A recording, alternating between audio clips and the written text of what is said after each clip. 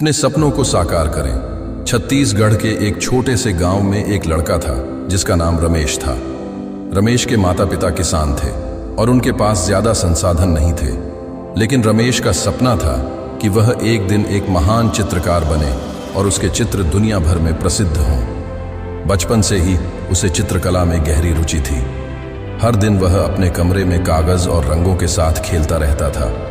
School में रमेश हमेशा अपनी किताबों के पीछे चित्र बनाता रहता था, जिससे उसके शिक्षक नाराज होते थे। लेकिन उसकी माँ ने उसे समझाया कि अगर वह वास्तव में अपने सपने को साकार करना चाहता है तो उसे अपनी पढ़ाई पर भी ध्यान देना होगा। रमेश ने अपनी माँ की बात को गंभीरता से लिया और पढ़ाई के साथ साथ अपने चित्रकला के जुनून को भी समय दिया।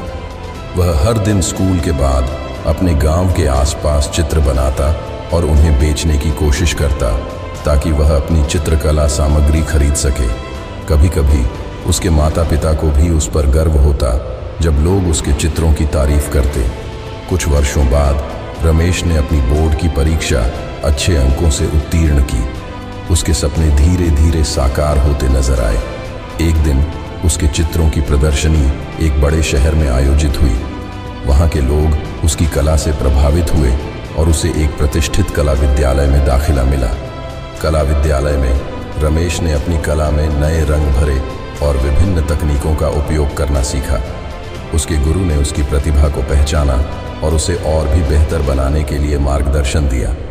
रमेश ने दिन रात मेहनत की और अपने सपनों को साकार करने के लिए अपना सब कुछ झोंक दिया।